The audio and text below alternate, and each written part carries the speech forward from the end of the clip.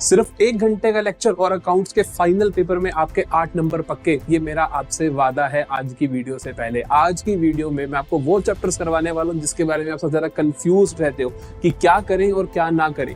Chapter number 1, 2 and 5 of analysis of financial statements आज हम करने वाले। उसमें से 8 नंबर का पेपर आएगा, एक एमसीक्यू आएगा, एक 3 मार्कर आएगा और एक 4 मार्कर आएगा। तो ये तीनों के तीनों क्वेश्चंस इतने रिपीट होते हैं, कैसे क्वेश्चंस आते हैं, कैसे अटेम्प्ट करना है, आज की वीडियो में हम सीखने वाले। आज से अगर मैं देखूं तो एग्जाम के लिए मेरे पास सिर्फ और सिर्फ 10 दिन बाकी हैं।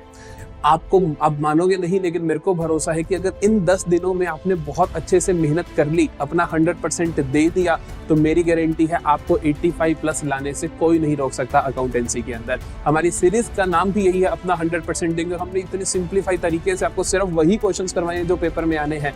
कॉन्सेप्ट भी साथ में करवाए, नहीं कि सिर्फ क्वेश्चन करवा दिए, क्योंकि अकाउंट से प्रॉब्लम होती है कि बिना कॉन्सेप्ट के आपको सवाल करोगे कैसे। तो अभी तक 2 वीडियोस आपके पास आ चुकी है, cash flow statement and ratio analysis. उन दोनों को जल्दी से कंप्लीट करो और आज की वीडियो पे चलते हैं, जहां पर पक्की बात है 8 नंबर आज आपके पक्के हो जाने हैं इस वीडियो के बाद। आज की वीडियो में जो हमारा पढ़ाने का तरीका रहेगा, पढ़ने का तरीका रहेगा, वो ये रहेगा कि हम लोग सारे के सारे क्वेश्चंस करेंगे और क्वेश्चंस के अंदर जितने भी जैसे जैसे कॉन्सेप्ट्स आते रहेंगे वही हम करते चले जाएंगे। रिपीट कॉन्सेप्ट आया तो उस क्वेश्चन को आपको गाइड कर दूंगा और उसका आंसर आपको इसी पीडीएफ के अंदर मिल जाएगा, जो आपको टेलीग्राम ग्रुप पे मिलेगी। तो आप इजीली वहां से अपने क्वेश्चन को चेक भी कर सकते हो। तो शुरू करते हैं। एसक्यूपी 2025 के अंदर इनमें से हमारे पास क्या क्वेश्चन देखने को मिलते हैं। हमें देखने को मिलता है complete the comparative statement of profit and loss. Comparative statement of profit and loss, हम इनके मीनिंग के बारे में भी हल्का सा जानेंगे, क्योंकि एमसीक्यू आना है तो वहां से सारी मीनिंग क्लैरिटी आती चली जाएगी। तो बेसिकली मैं देखूं हमारे पास जो टूल्स ऑफ एनालिसिस होते हैं, तो टूल्स ऑफ एनालिसिस मेरे पास 4 तरीके के होते हैं। पहला होता है मेरे पास comparative statement, common size statement, ratio analysis and cash flow analysis. Cash flow statement हम ऑलरेडी कर चुके हैं, रेशियो एनालिसिस हम ऑलरेडी कर चुके हैं। अगर अभी तक आपने नहीं करा है तो उसका बैकलॉग जरूर कंप्लीट कर लेना, लेकिन इस वीडियो को प्रायोरिटी दो, क्योंकि ये बहुत आसान है और बहुत जल्दी आपके सिक्योर हो जाओगे। उनको करने के लिए अब उनको इसके बाद भी कर सकते हो, कोई प्रॉब्लम नहीं है।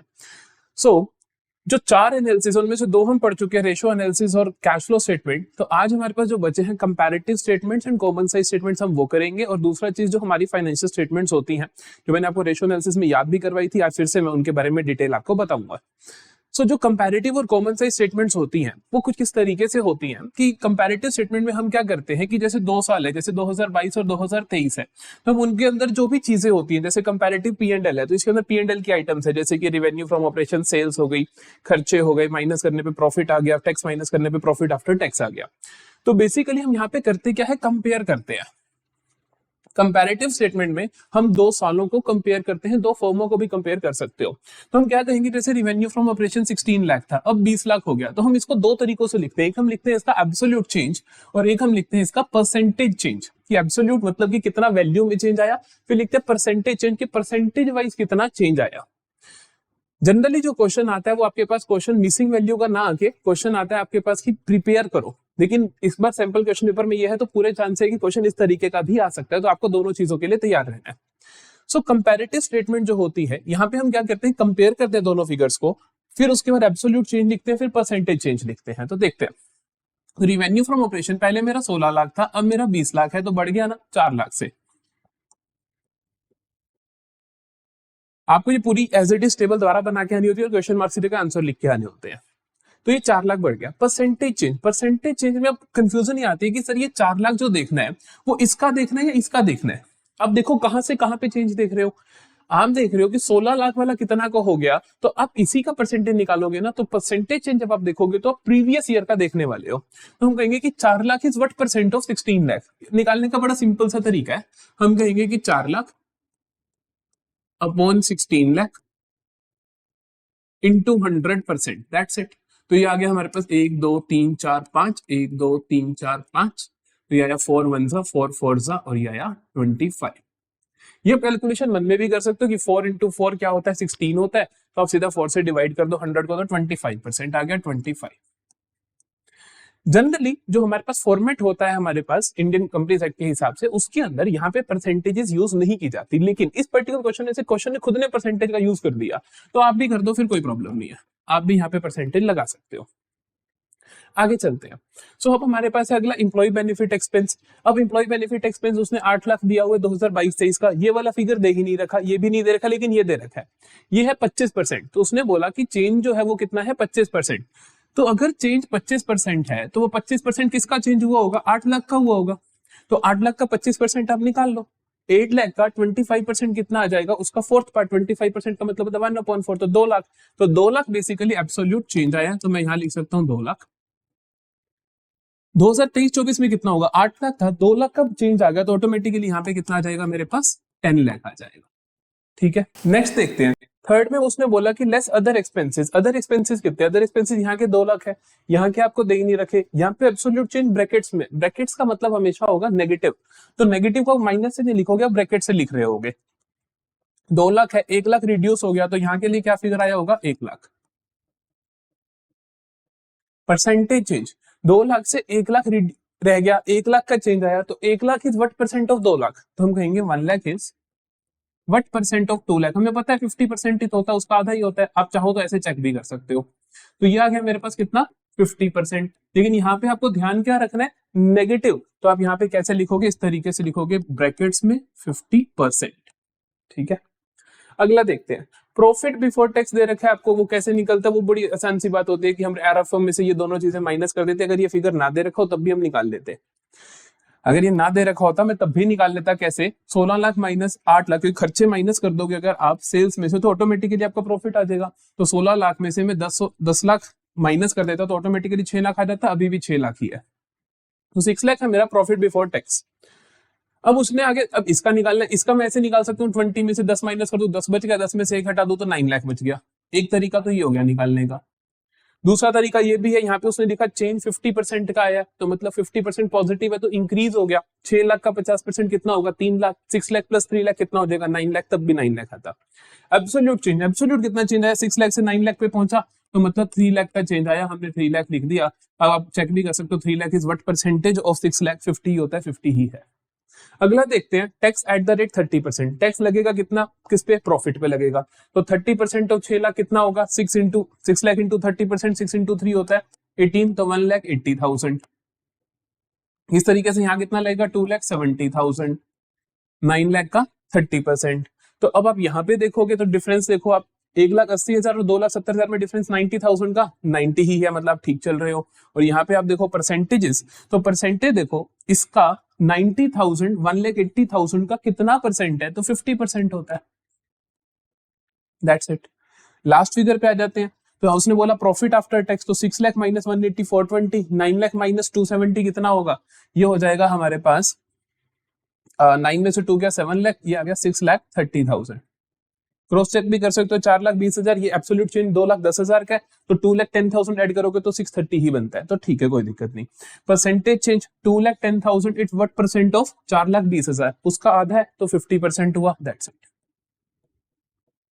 एक और चीज बता दूं मैं आपको, ये लास्ट के 3 फिगर्स हमेशा सेम होते हैं, यहाँ पर परसेंटेजेस आप चाहे तो ना निकाल के देखा करो। जब भी आप कंपैरेटिव स्टेटमेंट ऑफ P&L बना रहे हो वो हमेशा सेम, क्योंकि टैक्स दोनों साल अगर सेम है, टैक्स अलग अलग दिया ही नहीं होता। इन केस टैक्स अलग दिया है फिर वो बदल जाएंगे।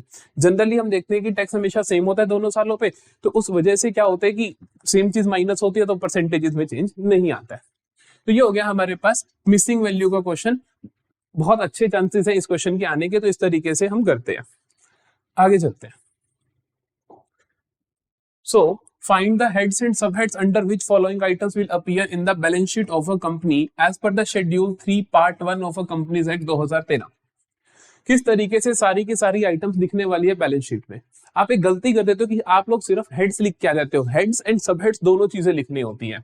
साफ साफ क्वेश्चन भी बोलेगा आपको हेड्स भी लिखो एंड सब हेड्स भी लिखो।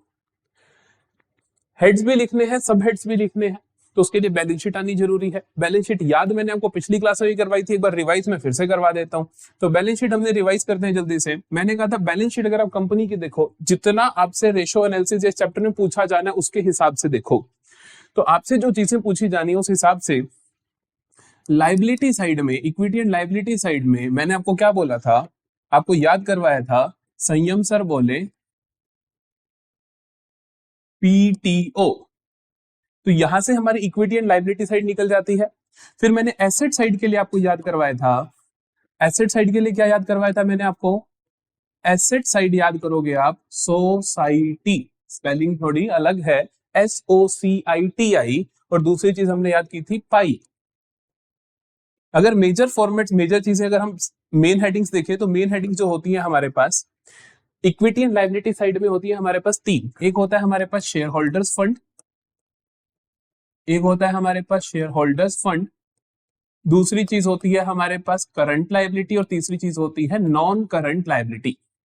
शेयर होल्डर्स फंड की बात चीजों में ध्यान रखें तो यहां से शुरू हो जाओ। संयम सर, एस से आता है आपके पास शेयर कैपिटल, तो पहली चीज आती है यहां पर शेयर कैपिटल। एस आर से आता है आपके पास रिजर्व एंड सरप्लस, तो दो चीजें आती हैं यहां पर, share capital, reserve and surplus.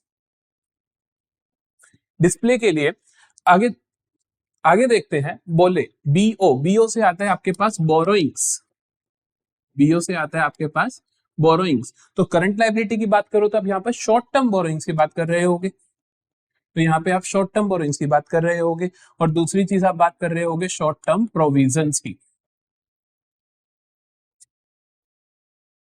क्योंकि क्या आ रहा है, बोले आगे पी से प्रोविजंस, टी से आता है हमारे पास ट्रेड पेबल्स, पी से आता है ट्रेड पेबल्स, और लास्ट में ओ से आता है other current liabilities, other current liabilities. तो बेसिकली करंट लायबिलिटी के अंदर हमारे पास चार हेड हैं, short term borrowings, short term provisions, trade payables and other current liabilities. जो चीजें इन तीन सब हेड्स के अंदर आ जाए तो ठीक है, अदरवाइज वो अदर करंट लायबिलिटीज में आती हैं। नॉन करंट लायबिलिटी में शॉर्ट टर्म बोरोइंग्स का उल्टा आता है हमारे पास long term borrowings, short term borrowing का उल्टा आता है मेरे पास long term borrowings, and short term provisions का उल्टा आता है मेरे पास लॉन्ग टर्म प्रोविजंस। और इसके बाद आ जाओ ट्रेड पेबल, उसके बाद अदर आप लिख दोगे, बाकी जो भी रह गए मेरे पास अदर्स नॉन करंट लायबिलिटीज। तो ये मेरी equity and liability side balance sheet की यहां पर खत्म हो जाती है। एसेट साइड की मैं बात करूं तो एसेट हम कैसे याद रखते हैं, क्योंकि एसेट में चीजें ज्यादा होती हैं। तो एसेट के लिए मैंने आपको बोला था सोसाइटी पाई, सोसाइटी इसका मतलब क्या है, यहां पर हमारे पास ये है हमारी करंट एसेट की डिटेल्स, ये है हमारी करंट एसेट की डिटेल्स, और पाई हमारी डिटेल्स है नॉन करंट एसेट्स की। ऐसे देखते हैं, ऐसे आता है मेरे पास short term loans and advances, इसके अंदर आता है मेरे पास short term loans and advances. O से आता है मेरे पास अदर करंट एसेट्स, तो उसको आप लास्ट में लिख दीजिएगा। सी से आता है मेरे पास, सी से आता है मेरे पास cash and cash equivalents, cash and cash equivalents. I से आता है मेरे पास इन्वेंट्री, टी से आता है ट्रेड रिसीवेबल्स, और लास्ट वाले आई से आता है मेरे पास इन्वेस्टमेंट्स। कौन सी इन्वेस्टमेंट्स? शॉर्ट, या फिर मैं बोलूं करंट, या तो शॉर्ट टर्म इन्वेस्टमेंट्स बोल दें हम इनको, या मार्केटेबल सिक्योरिटीज बोल दें, या करंट इन्वेस्टमेंट बोल दें, जो मर्जी बोल दो। तो ये हो गई मेरे पास करंट एसेट की डिटेल्स। पाई नॉन करंट एसेट्स की डिटेल्स क्या होती हैं? पी से शुरू होता है मेरे पास प्रॉपर्टी प्लांट एंड इक्विपमेंट, यहां पे आप लिखते हो property plant and equipment and intangible assets, and intangible assets, तो ये आपकी हेडिंग होगी। फिर आता है आपके पास ए से आता है आपके पास एडवांसेस, तो long term loans and advances, यहाँ पे क्या आता है मेरे पास long term loans and advances, मतलब आपने किसी को लॉन्ग टर्म के लिए लोन दे रखा है। लास्ट में आता है मेरे पास आई से आता है मेरे पास नॉन करंट इन्वेस्टमेंट, आई का मतलब इन्वेस्टमेंट, तो यहाँ पे आएंगी नॉन करंट इन्वेस्टमेंट। तो पूरी की पूरी बैलेंस शीट आप यहाँ पे अच्छे से देख सकते हो। इन्हीं के हेड सब हेड्स आपसे पूछे जाएंगे, जो भी क्वेश्चन है पीवाईक्यूज में सारे आपको करवा दूंगा। चलो जल्दी से देखते हैं हमारे पास जो एसक्यूपी का क्वेश्चन आया हुआ है, जो एसक्यूपी का क्वेश्चन आया हुआ है। तो एसक्यूपी के क्वेश्चन में हमारे सबसे पहले पूछा गया furniture and fixtures. Furniture and fixture होते हैं हमारी नॉन करंट एसेट, क्योंकि नॉन करंट एसेट में किस सब हेड के अंदर आएंगे? नॉन करंट एसेट में पता है तीन चीजें होते हैं, पाई, पी से प्रॉपर्टी प्लांट इक्विपमेंट, ए का मतलब एडवांसेस, आई का मतलब इन्वेस्टमेंट। ये तो हमारे लिए क्या है? एसेट। ये प्रॉपर्टी प्लांट एंड इक्विपमेंट, ये मशीनरी फर्नीचर, इसके अंदर आ जाएंगी सारी चीजें। अगला देखो, advance paid to a contractor for building under construction. बहुत खास है। आपने एडवांस दे रखे किसी कॉन्ट्रैक्टर को, किसके लिए? बिल्डिंग अंडर कंस्ट्रक्शन, कि आपने एडवांस दे दिए, पैसे दे दिए और बिल्डिंग अंडर कंस्ट्रक्शन आपकी चल रही है। तो अब ये ऐसी चीज तो है नहीं कि करंट की 1 साल के अंदर खत्म हो जाएगी, बिल्डिंग तो ज्यादा टाइम बनेगी और वो है भी मेरी नॉन करंट एसेट टाइप। तो ये कहाँ जाएगा? ये जाएगा, हेड होगा इसका नॉन करंट एसेट, और सब हेड क्या होगा इसका? सब हेड क्या होगा इसका? गलती से ये मत लिख देना कि ये प्रॉपर्टी प्लांट एंड इक्विपमेंट, नहीं, अभी वो नहीं बना। अगर बिल्डिंग तैयार हो जाती, सिर्फ ये लिखा होता बिल्डिंग अंडर कंस्ट्रक्शन, तब मैं कहता कि ये पीपीई के अंदर जाएगा, लेकिन अब नहीं जाएगा। अब एडवांस पेड, सिर्फ जो अमाउंट है उसके बारे में हमें लिखना, वो हो जाएगा मेरा long term advances. Non current asset के अंदर 3 चीजें होती हैं, पाई, property plant and equipment, advances and I से आता है नॉन करंट इन्वेस्टमेंट। तो ये क्या है? मेरा लॉन्ग टर्म एडवांस है। एक्रूड इनकम, एक्रूड इनकम होती है income earned but not received, earn तो कर ली लेकिन रिसीव नहीं हुई, तो ये जाएगा मेरा करंट एसेट में। करंट एसेट के अंदर आगे कहां जाएगा? सारे सब हेड आपको याद है सोसाइटी वाले, तो इनमें से किसी में भी हमने एडवांस सॉरी एक्रूड इनकम का नाम नहीं लिखा था, तो ये जाएगा मेरा अदर करंट एसेट्स में। ये जाएगा मेरा अदर करंट एसेट्स में। Loans repayable on demand to bank, कहता है ऐसे लोन जो हमें रीपे करने पड़ेंगे बैंक को उनकी डिमांड पे। डिमांड का मतलब होता है जैसे ही उन्होंने मांग लिया उसी टाइम देने पड़ेंगे। तो ये मेरे लिए क्या हो जाएगा? Current liability, CL. सीएल के अंदर आता क्या क्या है? वो आता है बीपीटीओ, बी से होता है बोरोइंग्स, पी से होता है प्रोविजंस, टी से ट्रेड पेबल और ओ से अदर्स। तो ये क्या है? मेरी बोरोइंग्स हो गई, क्योंकि मैंने बैंक से लोन ले रखा है। तो ये किस में आएगा? मेरा शॉर्ट टर्म बोरोइंग्स में। ये किस में आएगा? मेरा शॉर्ट टर्म बोरोइंग्स में। Employees earned leaves payable on retirement, ये भी एक अच्छा पॉइंट है। Employees earned leaves payable on retirement, कि employees का क्या होता है? जो उन्होंने earned leaves होती है बेसिकली कि उन्होंने 1 महीने में 4 छुट्टी ली, 4 छुट्टी हम देते हैं और उन्होंने वो काम पे आ गए, तो मतलब अर्न लीव होगी, कि मतलब हम उनकी तनख्वाह, उनकी सैलरी देंगे उस छुट्टियों की। तो अर्न लीव जो होती हैं, और उनको जब उनकी पेमेंट कब होगी? रिटायरमेंट पे, जब वो मेरी कंपनी से 60 साल के बाद रिटायर होगा तब मैं पे करूंगा। तो आज तो नहीं पे करना। ये तो समझ आता है कि हमारी लाइबिलिटी है, लेकिन कैसी लाइबिलिटी है? क्या मेरे को आज पे करना है? क्या 1 साल में पे करना है? नहीं, वो रिटायर होगा वो काफी सालों बाद। तो मेरे लिए क्या है? ये non current liability. Non current liability में आता क्या क्या है? आपको याद होना चाहिए बीपीटीओ का उल्टा, तो वो शॉर्ट टर्म बोरिंग, तो long term borrowing, long term borrowing तो नहीं है। Short term provision, long term provision, बिल्कुल आपको जो ये पैसा है उसके लिए प्रोविजन बना के रखना पड़ेगा, क्योंकि आपको कल को पेमेंट करनी पड़ेगी। तो हम इसको क्या बोलेंगे? ये क्या है? हमारा लॉन्ग टर्म प्रोविजन। तो सब हेड क्या होगा मेरा? Long term provision. Employee earn leaves encashable. Encashable का मतलब होता है कि वो सामने वाले जो एम्प्लॉयज है वो कभी भी उसको कैश में कन्वर्ट करवा सकते हैं। अगर कभी भी करवा सकते हैं तो मेरे लिए करंट लायबिलिटी हो गया, और ये मेरे लिए कहेगा शॉर्ट टर्म प्रोविजन। तो मैं इसके लिए शॉर्ट टर्म प्रोविजन बनाकर चलूंगा कि मेरे को ये कभी भी पैसे देने पड़ सकते हैं। तो ये 6 के 6 पॉइंट जो हमारे को इस साल के एसक्यूपी में दिखे, मैंने आपको करवा दिए। आगे चलते हैं। जो हमारे पास एमसीक्यू आता है यहाँ पर, when an analyst analysis the financial statement of an enterprise over a number of years, जब वो नंबर ऑफ इयर्स के एनालिसिस कहता है तो इस एनालिसिस को हम क्या कहते हैं? देखो, आपके पास 4 ऑप्शंस हैं। स्टैटिक, स्टैटिक आपके सिलेबस में नहीं है तो इसलिए तो सोचने की बात ही नहीं है वैसे। और फिर आता है हमारे पास एक्सटर्नल। एक्सटर्नल का मतलब होता है कि आप बाहर किसी के साथ एनालिसिस कर रहे हो, लेकिन उसने बोला कि ऑफ एन एंटरप्राइज, खुद एंटरप्राइज का ही, over a number of years, तो मतलब खुद का खुद के साथ ही आप कर रहे हो, तो एक्सटर्नल नहीं हो सकता है, तो इंटरनल। हॉरिजॉन्टल या वर्टिकल, हॉरिजॉन्टल एनालिसिस आप किसको बोलते हो? हॉरिजॉन्टल एनालिसिस आप बोलते हो कंपैरेटिव स्टेटमेंट्स को। किसको बोलते हो? कंपैरेटिव स्टेटमेंट्स को, जो हमने सबसे पहली स्टेटमेंट देखी थी। तो ये कंपैरेटिव स्टेटमेंट होती क्या है? कंपैरेटिव स्टेटमेंट के अंदर हम क्या करते हैं? कंपेयर करते हैं फिगर्स ईयर बाय ईयर। जैसे मान लो मैंने कहा कि मैंने यहाँ पे लिखा 2022 के अपने नंबर लिखे कि मेरा प्रॉफिट कितना है, ये वो जो भी है। यहाँ लिखा मैंने 2023 के मेरे नंबर्स क्या है, और यहाँ पे मैं लिखता हूँ कि मेरा उनके अंदर एब्सोल्यूट चेंज क्या आया, और यहाँ मैं लिखता हूँ परसेंटेज चेंज क्या आया। तो ये हो जाता है मेरा हॉरिजॉन्टल एनालिसिस, जिसे हम बोलते हैं कंपैरेटिव स्टेटमेंट्स। तो यहाँ पे हम क्या कर रहे हैं? हॉरिजॉन्टल एनालिसिस कर रहे हैं। सर वर्टिकल एनालिसिस क्यों नहीं हो सकता? वर्टिकल एनालिसिस क्या होता है? वर्टिकल एनालिसिस में आप क्या करते हो? देखो, वर्टिकल एनालिसिस में आप उसी साल की चीजें कंपेयर करते हो। जैसे कि मान लो मैं कहता हूँ मेरे 2022 के मेरे सारे फिगर्स है, कि मेरे पास करंट एसेट है 1 लाख की, मेरे पास नॉन करंट एसेट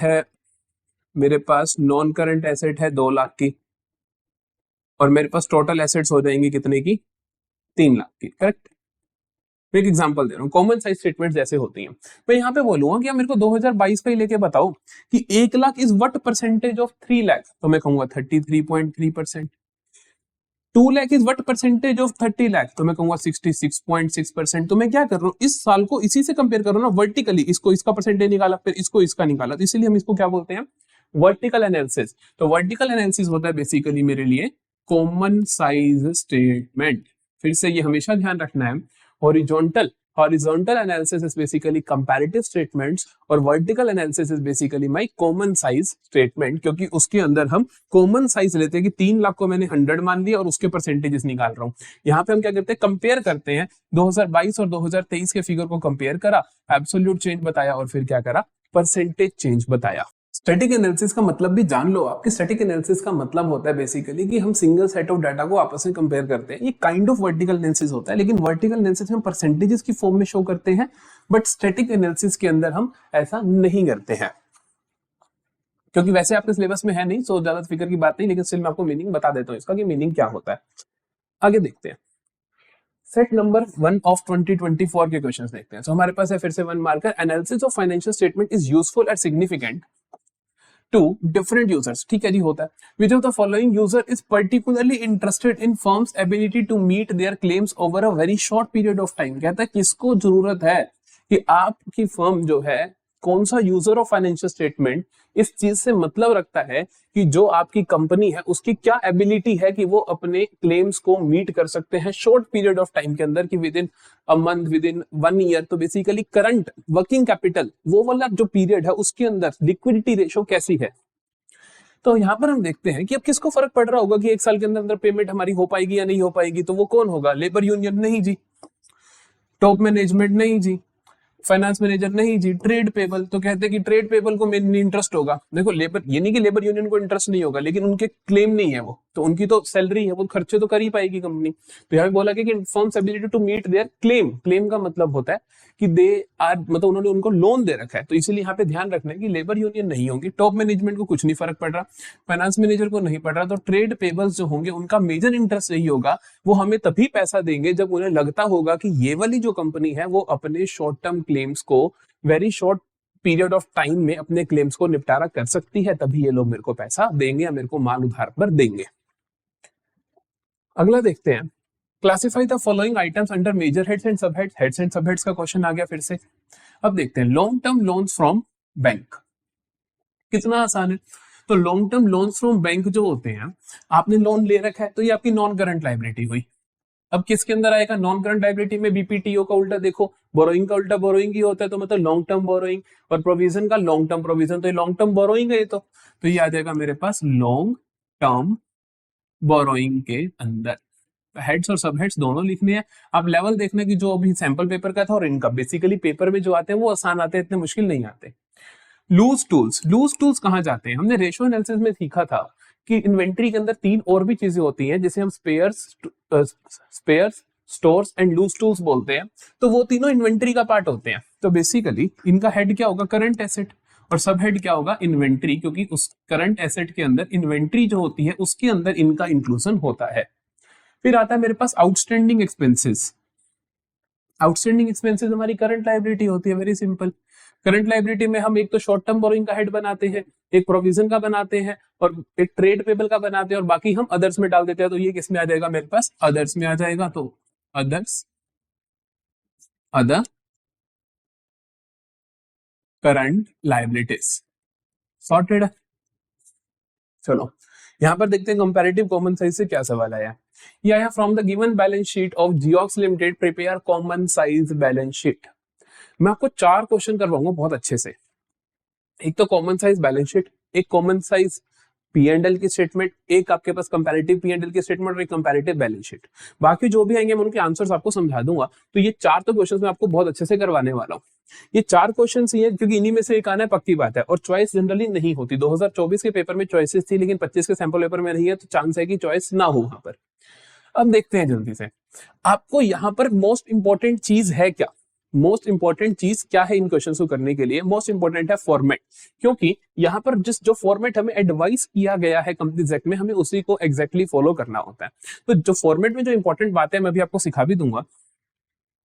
हमें बनाना क्या है? हमें बनाना है कॉमन साइज। जो कॉमन साइज मैंने अभी आपको बताया, कॉमन साइज जो स्टेटमेंट होती है उसके अंदर हम क्या करते हैं, किसी पर्टिकुलर चीज का कॉमन साइज ले लेते हैं, मतलब उसको 100 मान लेते हैं और बाकी चीजों को उसके परसेंटेज में शो करते हैं।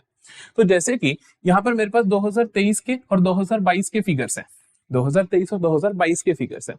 तो मैं क्या करूंगा, यहाँ पे किसी एक चीज को 100 मान लूंगा। 100 किसको मानते हैं हम? कॉमन साइज स्टेटमेंट के अंदर, जल्दी से लिख लेना, कॉमन साइज स्टेटमेंट के अंदर, कॉमन साइज स्टेटमेंट के अंदर हम कॉमन साइज मानते किसको हैं? हम कॉमन साइज मानते किसको हैं? तो हम कॉमन साइज मानते हैं, अगर मैं बात कर रहा हूं statement of P and L की, statement of P and L की, तो मैं कॉमन साइज किसको मानूंगा?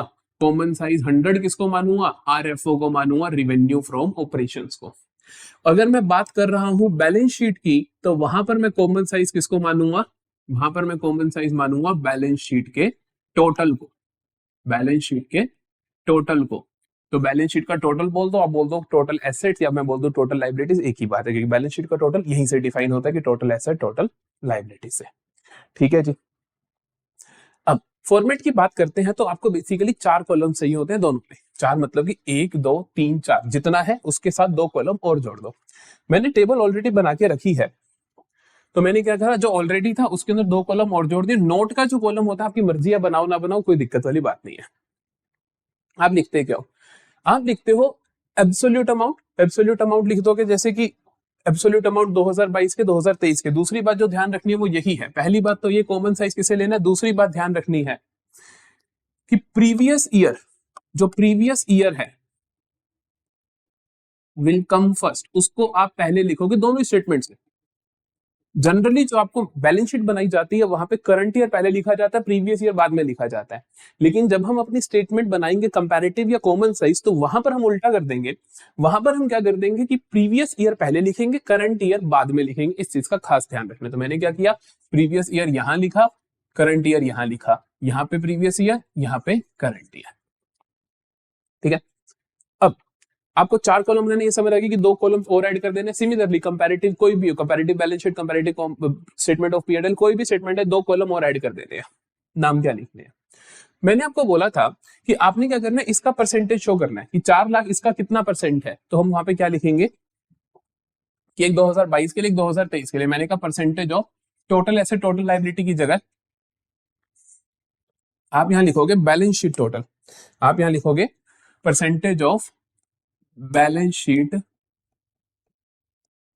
टोटल, कि परसेंटेज बैलेंस शीट टोटल का कितना परसेंट है बड़ी चीजें। ठीक है, शुरू करते हैं जल्दी से। पहले आपको क्या करना है, ये सारी चीजें एज इट इज लिख देनी है। देखो, जब आपके पास आएगी statement of P and L, तो वहां पे मैं आपको बताऊंगा कि पर्टिकुलर आपको सीक्वेंस एक फॉलो करनी है और उसी तरीके से लिखना है। लेकिन बैलेंस शीट आपको जैसे दी होगी आप एज इट इज लिख सकते हो, कोई प्रॉब्लम की बात नहीं है। या फिर आपको हेड्स तो पता ही कि अगर मान लो इनमें से नंबरिंग ना दी होती तो आपको हेड्स पता होता है कि किस हेड के अंदर क्या है, आप लिख देते हैं। बैलेंस शीट के जब हेड लिखे जाते हैं तो आपकी जो रोमन काउंटिंग है वो एज इट इज इसी ऑर्डर में फॉलो की जाती है कि यहाँ पे कैपिटल रोमन, यहाँ पर न्यूमेरिकल नॉर्मल A1 2 3 और यहाँ पर फिर ABCD, इस तरीके से लिखा जाता है। मैं क्या करने वाला हूँ, जल्दी से सारा का सारा पोस्ट कर देता हूँ, फिर आपको आगे समझाता हूँ।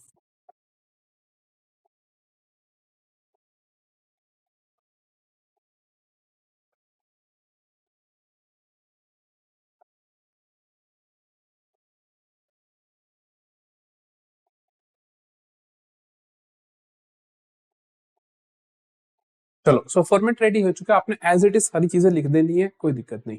अब अमाउंट जब लिखनी है तो प्लीज अमाउंट ध्यान रखना, सबसे ज्यादा गलती हमें यही देखने को मिलती है कि आप अमाउंट भी इसी सीरीज में लिख देते हो। नहीं, आपने वहां पे 2022 पहले लिखा है, 2023 बाद में लिखा है, तो आप 2022 के अमाउंट लिखोगे पहले 250 150 एंड 1। तो हम यहाँ क्या लिखते हैं, 250 150 long term borrowings and 1 lakh है मेरे पास ट्रेड पेबल्स।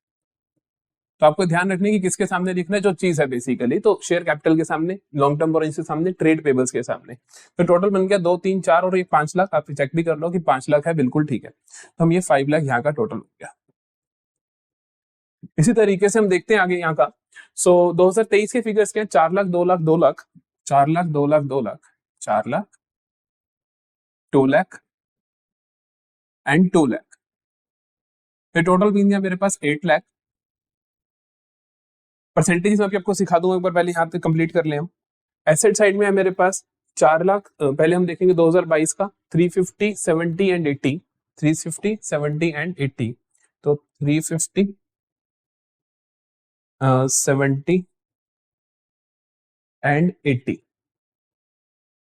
तो आप बस प्रॉपर्टी प्लांट एंड इक्विपमेंट को पीपीई लिख सकते हो। मैंने मतलब जैसे करना चाहिए आपको एज इट इज वैसे ही किया। ये लाइबिलिटी है तो इनकी पूरी पूरी लाइन लिखना, मतलब यहाँ पे जगह थोड़ा स्पेस ज्यादा छोड़ देना।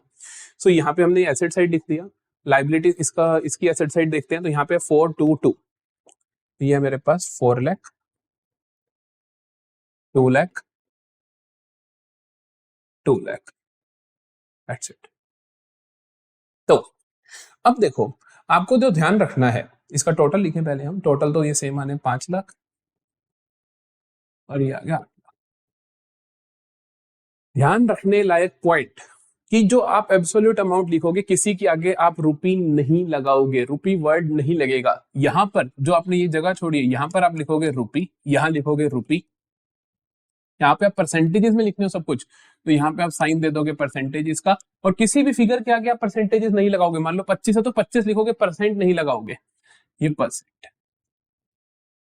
तो जो हम बात कर रहे थे कि हमने अभी जो पॉइंट्स लिख रहे थे, हमने पहला पॉइंट देखा कि आपने जो स्टेटमेंट ऑफ पीएनएल बनाना है तो वहां पे कॉमन साइज आरएफओ होगा, बैलेंस शीट में बैलेंस शीट टोटल होगा। दूसरी बात हमने याद रखी कि प्रीवियस ईयर हमेशा पहले आएगा।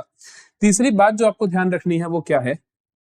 तीसरी बात जो आपको ध्यान रखनी है कि नो यूज ऑफ सिंबल, कोई सिंबल का यूज नहीं करोगे।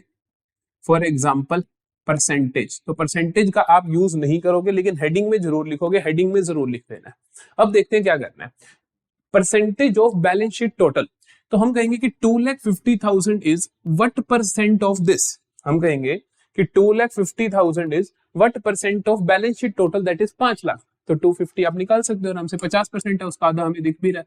तो 250 अपॉन 5 लाख इंटू 100 कर दोगे तो ये आपके पास आ जाएगा। तो 50% आ गया, ये बच्चों वाली बात है। तो हम कहेंगे ये आ गया 50। बस परसेंट नहीं लगाना, 50 लिख देना। ये देखते हैं 1,50,000 is what percent of 5 lakh, ये निकाल लेंगे। तो हम कहेंगे कि 1,50,000 is what percent of 5 lakh into 100। 1 2 1 2 1 2 3 1 2 3 5 into 3, तो ये आ गया मेरे पास 30%। तो आप लिख दोगे 30। Similarly 1 lakh is what percent of 5 lakh, ये होता है हमारे पास 20। अब वैसे भी देख सकते हो 50 30 80 हो गया और कुछ है नहीं, तो टोटल तो 100 ही होगा। 5 lakh is what percent of 5 lakh, 100 ही तो होगा। That's it. तो ये भी 100 होगा, तो ये भी 100 होगा, तो ये भी 100 होगा। किसी को कुछ भी नहीं आता, अगर आप इतना भी करके आ जाओ, ये फॉर्मेट बना दिया, ये कर दिया, ये टोटल ये लिख दिया, ये 100 लिख दिया, तब भी आपको कुछ नंबर मिल जाएंगे। यहां देखते हैं 4 lakh is what percent of 8 lakh, 50। 2 lakh 8 lakh का कितना परसेंट होता है? चौथा हिस्सा होता है, तो मतलब 25% हुआ, तो ये हुआ 25। ये भी हुआ 2 लाख भी 25, तो ये भी टोटल 100 बन रहा है। ठीक है, इधर देखते हैं 3,50,000 is what percent of 5 lakh, निकाल के देख लो। जो हल्का सा भी आपको लगे कि मेरे को नहीं जुबानी बनता, तो आप उसको निकाल के देख लो, गलती नहीं करनी है। 1 2 1 2 1 2 3 1 2 3 5 7 35 70%, तो ये है इसका 70%। 70,000 इज व्हाट परसेंट ऑफ, फिर से 5 लाख, तो 70,000 अपॉन 5 लाख इंटू 100। कोई बात नहीं, निकाल के देख लेना, कोई दिक्कत वाली बात नहीं है। तो ये आ गया मेरे पास 5 1 5 2 5 4 तो 14% आ गया मेरे पास। तो ऑटोमेटिक ये मत निकाल के देखना। तीसरा पक्की बात है कितना होने वाला है? 70 और ये 84, तो 16 बच गया, तो ये 16% होगा। इसी तरीके से इधर का देखें तो 4 लाख अपॉन 8 लाख 50% हो गया। तो 2 लाख 8 लाख का कितना हुआ? अभी निकाला था 25%, और ये भी कितना हुआ? 25%। तो बस इतना सा काम करना है कॉमन साइज स्टेटमेंट के अंदर। एक और चीज आपको जो खास ध्यान रखनी है, हेडिंग। हेडिंग कैसे लिखनी है आपको? हेडिंग लिखनी है जियोक्स लिमिटेड कंपनी का नाम, कंपनी का नाम लिखोगे आप जियोक्स लिमिटेड। फिर लिखोगे आप क्या बना रहे हो? Common size statement. क्या बना रहे हो? Common size statement. किस चीज की बना रहे हो? बैलेंस शीट की या स्टेटमेंट ऑफ पीएनएल? तो common size statement. Common size statement मतलब कॉमन साइज बैलेंस शीट लिख दो, common size balance sheet as at अब आप दो डेट्स लिखोगे क्योंकि आप 2 तारीखों की बना रहे हो, 31 मार्च 2022 भी, 31 मार्च 2023 भी, तो यहाँ लिखोगे 31/3/2022 एंड 31/3/2023। तो ये आपका खत्म हो चुका है कॉमन साइज स्टेटमेंट। इसी तरीके से हम चारों करेंगे। तो क्या करना है, कॉमन साइज स्टेटमेंट कितना आसान है, आपको कुछ नहीं करना होता, आपको एकदम एज इट इज उतार देना है। 4 कॉलम बनाने हैं, 2 ऐड कर देने, एक एब्सोल्यूट अमाउंट, फिर percentage of, balance sheet total लिखना है आपको, ईयर लिखना है, सिंबल कोई भी नहीं लगाना है, नेगेटिव कहीं पे आए तो ब्रैकेट लिख देना है। वैसे कॉमन साइज में नेगेटिव आती नहीं परसेंटेज, क्योंकि आप पॉजिटिव कुछ ना कुछ होगा या जीरो होगा, दैट्स इट। परसेंटेजेस लिख देनी है, टोटल हमेशा 100 बनना चाहिए, बात खत्म। तो ये होगी हमारे पास कॉमन साइज बैलेंस शीट। तो कॉमन साइज स्टेटमेंट हमारा यहाँ पे कॉमन साइज बैलेंस शीट खत्म होती है। जल्दी से आगे चलते हैं। From the following information prepare a comparative profit and loss for the year ended 31 March 2022 and 23। तो ये है कंपैरेटिव स्टेटमेंट। आपको पहले ही बता चुका हूं, कंपैरेटिव स्टेटमेंट में हॉरिजॉन्टल एनालिसिस होता है। वहां पे हम कंपेयर करते हैं कि प्रीवियस ईयर से करंट ईयर में कितना चेंज आया, एब्सोल्यूट चेंज कितना आया और परसेंटेज चेंज कितना आया। तो देखते हैं इसका फॉर्मेट कैसा होता है। फॉर्मेट फिर से मैंने आपको बोला, फॉर्मेट आपको रट्टा मार लेना है। आपको क्या करना है, आपको 2 मेन बॉक्स तो बनाने जितना आपको गिवन है, और 2 आपको एक्स्ट्रा बना देने हैं, ऊपर भी आपको 2 लाइंस बनानी है, दैट्स इट। चारों का कोई भी क्वेश्चन आ जाए, आपको यही सेम फॉर्मेट बनाना है। जल्दी से हम इसको फिल कर लेते हैं। यहाँ पे हमारे पास आएंगे पर्टिकुलर्स, यहाँ पे आएंगे हमारे पास पर्टिकुलर्स, यहां पर आएगी मेरे पास प्रीवियस ईयर पहले आएगा। याद करो मैंने बोला था परसेंटेज सिंबल नहीं लिखना है, प्रीवियस ईयर पहले लिखना है। तो यहां पर हम लिखेंगे 2021-22, 2021-22, यहां हम लिखेंगे 2022-23, और यहां पर हम लिखेंगे, बेसिकली मैंने कहा था 2 चेंजेस बताओगे। एक आप बताओगे कि एब्सोल्यूट चेंज कितना आया, दूसरा आप बताओगे परसेंटेज चेंज कितना आया। एक आप बताओगे एब्सोल्यूट चेंज कितना आया, और दूसरा आप क्या बताओगे, परसेंटेज चेंज कितना आया। फिर आपको यहां पर एक एडिशनल काम करना है जो कि आपने कॉमन साइज में नहीं किया था,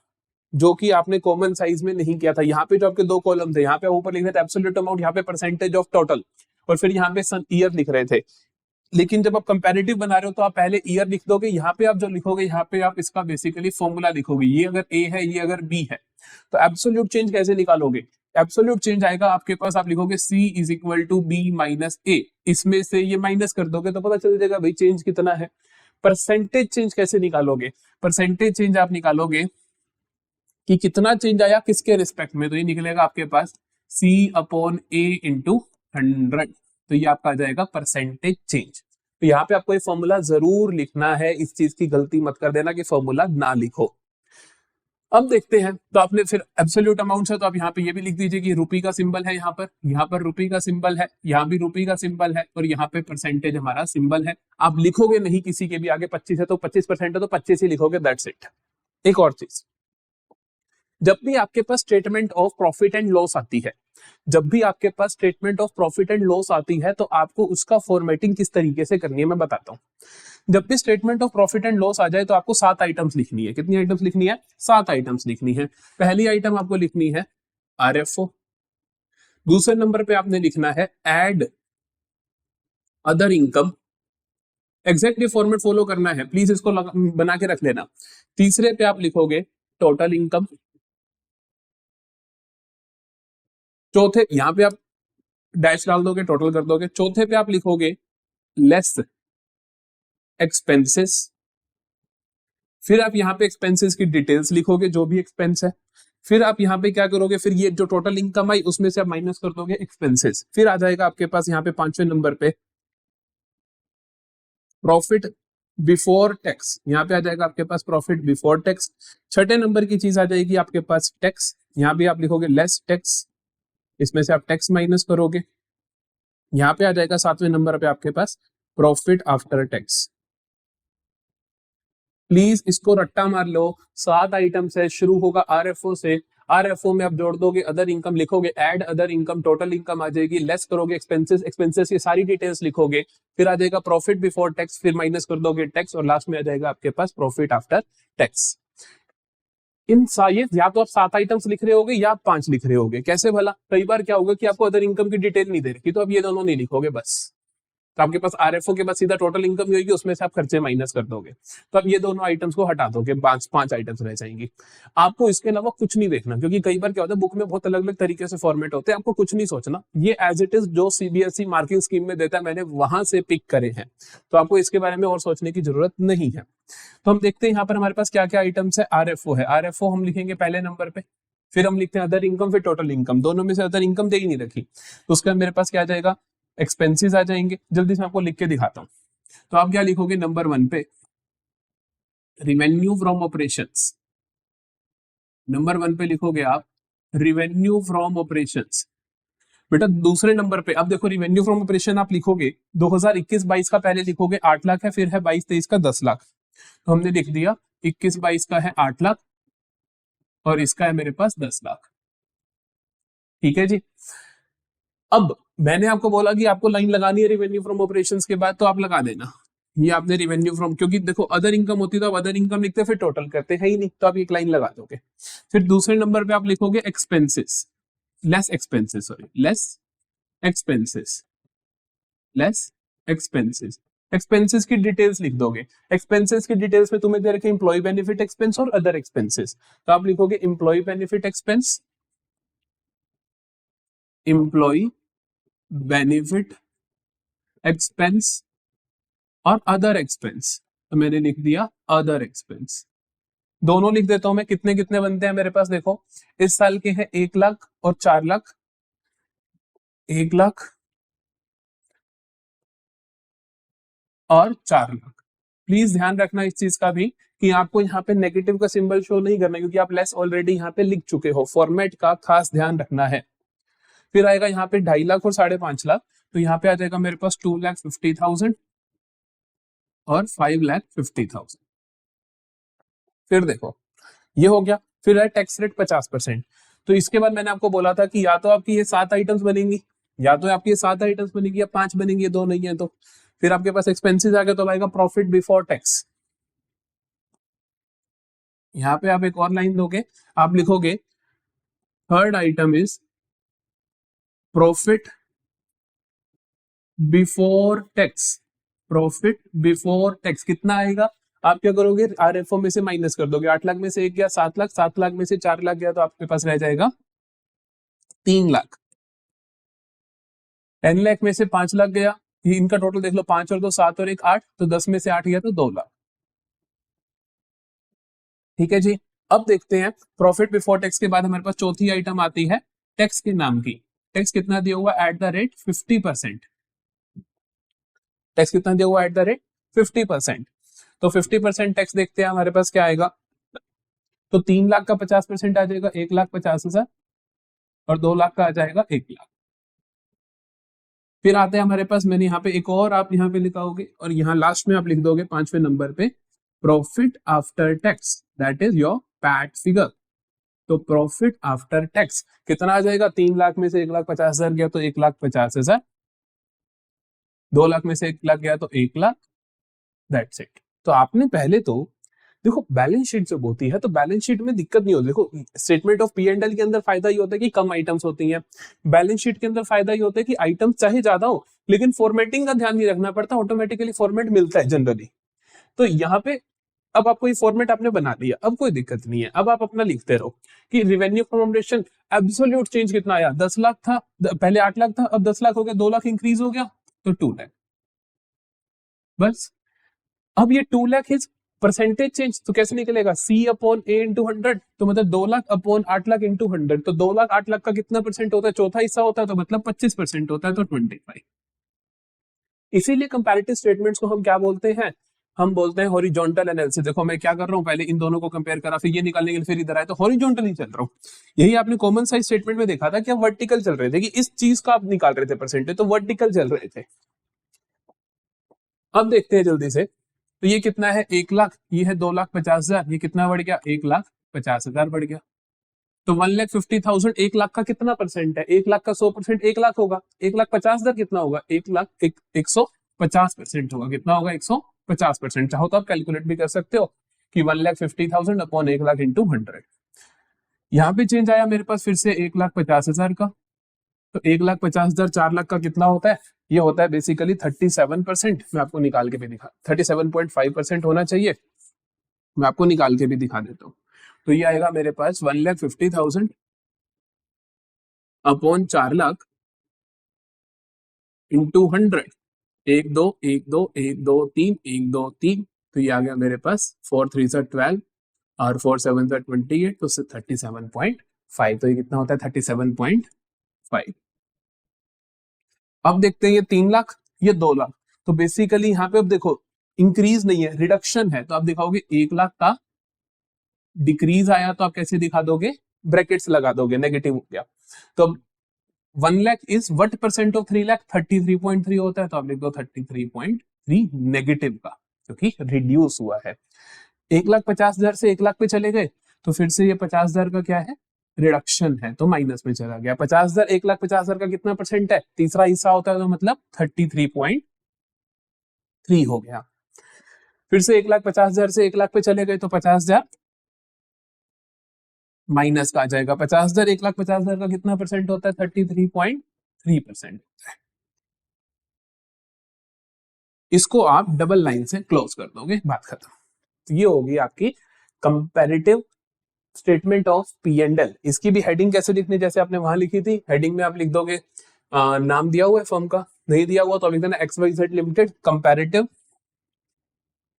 XYZ limited comparative statements, comparative statement of P and L for year ending, for year ending दोनों 2022 एंड 2023, 2022 एंड 2023, दैट्स इट। तो आप इसको भी इस तरीके से हेडिंग लिख के आ जाओगे। तो ये हो गया आपका comparative statement of P and L. आगे चलते हैं, तो सेट नंबर 2 पे आते हैं जल्दी से। तो सेट नंबर 2 में which of the following is not an objective of analysis of financial statement? Analysis of financial statement का ऑब्जेक्टिव क्या नहीं है?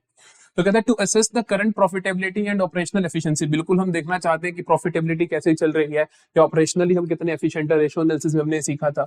To ascertain the relative importance of different components of financial position. बिल्कुल हम देखना चाहते हैं डेट इक्विटी रेशियो, क्या रेशियो एनालिसिस हम सीखते हैं कि कितना डिफरेंट कंपोनेंट्स के बीच में क्या रिलेशन है। To consider the impact of price level change, कि प्राइस कितना चेंज हो रहा है। प्राइस चेंज होने का तो हमने कोई शो ही नहीं करते किसी भी एनालिसिस में, तो सी आ जाएगा कि ये हमारा ऑब्जेक्टिव नहीं होता। To identify the reasons for change in profitability. बिल्कुल हम देखना चाहते हैं प्रॉफिटेबिलिटी में क्यों चेंज आया। जैसे अगर इसी में देखूं मैं एनालिसिस में, जहां पे मैं कहता हूँ रिवेन्यू तो मेरा बढ़ गया लेकिन प्रॉफिट मेरा रिड्यूस हो गया, तो हम ये देख ही तो रहे हैं, एनालिसिस ही तो कर रहे हैं। तो बेसिकली ये एनालिसिस का पार्ट होते हैं। फिर से आपके पास जो क्वेश्चन आएगा 3 मार्कर, वो ये आएगा, classify the following items. Calls in advance, ये नई आइटम है आपके लिए। कॉल्स इन एडवांस होती है आपकी करंट लायबिलिटी। मैंने आपको रेशियो एनालिसिस में भी पढ़ाया था कि करंट लायबिलिटी के अंदर ये भी आता है करंट लायबिलिटी, क्योंकि कॉल्स जो आपके पास एडवांस में आ गई तो वो फर्म के लिए लायबिलिटी है ना, कंपनी के लिए, कंपनी को उसके अगेंस्ट शेयर देने पड़ेंगे। तो ये हो गया हमारे लिए करंट लायबिलिटी, और ये किस हेड में आएगा? अदर करंट लायबिलिटीज के हेड में आएगा। फिर आता है माइनिंग राइट्स। माइनिंग राइट्स क्या होते हैं? माइनिंग राइट्स, मान लो मेरा बिजनेस है कि मैं सोना निकालता हूं, तो मेरे को माइनिंग राइट्स लेने पड़ेंगे किसी लैंड के।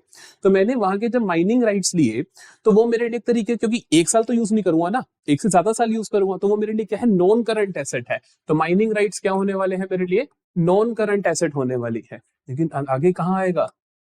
क्या ये मेरी प्रॉपर्टी प्लांट, क्योंकि नॉन करंट एसेट पाई, non property plant equipment, advances, investment, तो ये मेरे लिए क्या है? Property plant and equipment. आप लिखोगे property plant and equipment and intangible assets. तो बेसिकली क्या है? मेरी एक पीपीई के अंदर आने वाली चीज है बड़ी। अगला देखते हैं लूज टूल्स। लूज टूल्स हम पहले भी पढ़ चुके हैं। अपने आप बताओ लूज टूल्स कहाँ आएंगे? करंट एसेट में सर इन्वेंट्री का पार्ट होते हैं। सॉर्टेड है। चलो अब देखते हैं, अब है हमारे पास comparative statement of P and L, जो कि हम पहले भी बना चुके हैं, तो कोई दिक्कत वाली बात नहीं है। हमें पता है कि कैसे नाम देना होता है। सबसे पहले revenue from operation 1, other income 2, total income को 3 बोल दोगे। चौथे नंबर पे आपके एक्सपेंसेस आ जाएंगे। 5वें नंबर पे आपके पास प्रॉफिट बिफोर टैक्स, फिर 6ठे नंबर पे टैक्स, फिर 7वें नंबर पे प्रॉफिट आफ्टर टैक्स। कर लोगे एज इट इज, जैसे हमने पहले किया वैसे ही करना है। चलो जी। अब है हमारे पास prepare a common size statement of profit and loss. हमने अभी तक क्या क्या सीख लिया? कंपैरेटिव पी एंड एल सीखा, कॉमन साइज बैलेंस शीट सीखा। अब मैं common size P and L आपको यहाँ पे सिखाऊंगा। तो common size statement of P and L कैसे बनेगी? तो फिर से आपको कुछ खास काम नहीं करना, मैंने को होता है फॉर्मेट बना लेना, फॉर्मेट हमारा तैयार है। इसके अंदर आपको करना क्या है? जब भी statement of P and L होते हैं तो मैंने कहा था आपको यहाँ पे नंबरिंग का थोड़ा ध्यान रखना होता है। आरएफओ दे रखा है, परचेसेस दे रखे हैं, अदर खर्चे दे रखे हैं, रेट दे रखा है, अदर इनकम नहीं है तो मतलब 5 हेड्स बनेंगे। हम जल्दी से हेड्स बना देते हैं और बाकी चीजें लिख देते हैं। कॉमन साइज स्टेटमेंट है। कॉमन साइज स्टेटमेंट में कॉमन साइज लेना किसे होता है? बैलेंस शीट में कॉमन साइज लेना होता है बैलेंस शीट टोटल को, और statement of P and L में कॉमन साइज लेना होता है आरएफओ को, रेवेन्यू फ्रॉम ऑपरेशंस को। तो देखते हैं फॉर्मेट की अगर हम बात करें तो हम देखते हैं साल कौन से हैं हमारे पास। साल है 2022, 23 और 21, 22। यहाँ पे आते हैं हमारे पास एब्सोल्यूट अमाउंट्स, यहाँ पे आते हैं मेरे पास एब्सोल्यूट अमाउंट्स,